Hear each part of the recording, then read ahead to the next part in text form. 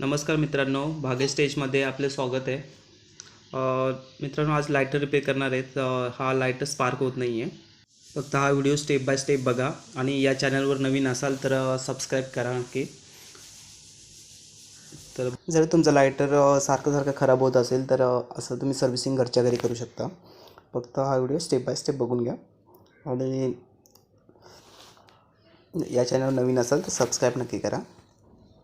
हे बघा, हे खोलताना फक्त थ्रेड असतात, एक साईडला पकडून फिरून घ्यायचं त्याला.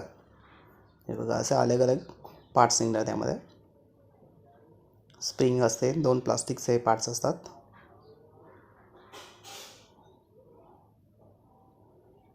हे सर्व साफ करून घ्यायचं पूर्णपणे.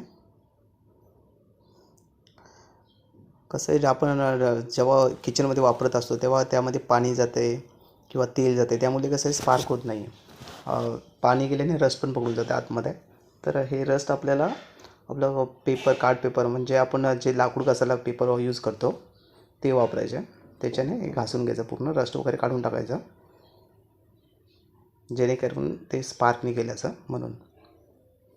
हे पूर्णपणे जोपर्यंत पूर्ण रस्ट निघत नाही तोपर्यंत घासून घ्यायचं ते.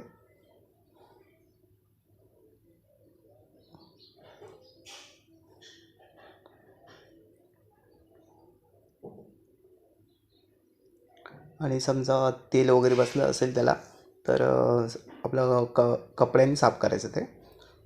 सुका कपडा घ्यायचा, सुक्या कपड्याने पूर्ण तेल काढून टाकायचं. किचनमध्ये तेल आणि पाणी तर लागतेच, त्यामुळे ते पहिलं साफ करून घ्यायचं. त्याच्यामुळेच लायटर खराब होतात लवकर.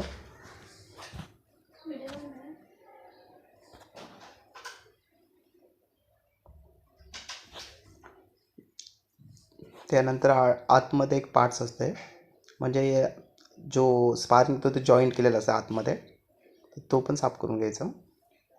त्याला साफ करायला म्हणजे आतमध्ये कपडा वगैरे टाकून करू शकता, किंवा नसेल होत तर असं हे स्क्रूड्रायव्हरने घासून घ्यायचं. आणि क्रॉस झाला असेल कदाचित, क्रॉस पण होतात ते स्पार्क. हे आपण जेव्हा बटन प्रेस करतो ना तेव्हा कधी कधी क्रॉस पण होतात, कंपनीची फिटिंग थोडी लूज असल्यामुळे. तर ते हा क्रॉस आहे तर ते मी सरळ करून घेतला. आता याला पण साफ करून घेतलं ते सर्व.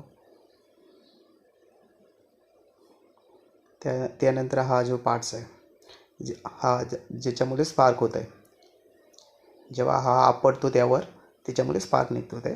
तर याला पण पूर्ण साफ करून घ्यायचं. रस्ट वगैरे लागला असेल तर याला पण पूर्ण घासून घ्यायचं पेपरवर असं.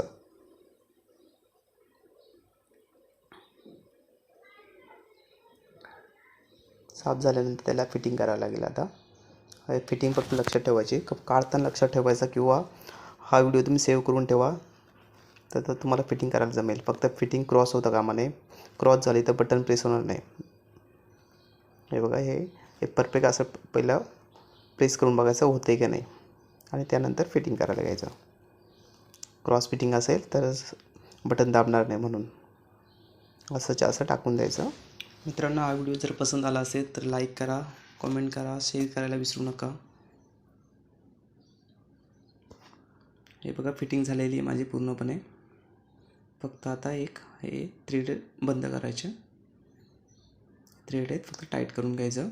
आता फक्त शेवटचं मी दाखवून देतो का स्पार्क होते की नाही ते बघून घ्या.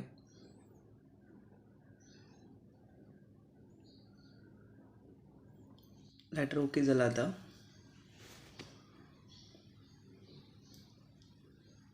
स्पार्क फक्त निघत आहेत, स्पार्क पण येतात बाहेर असं.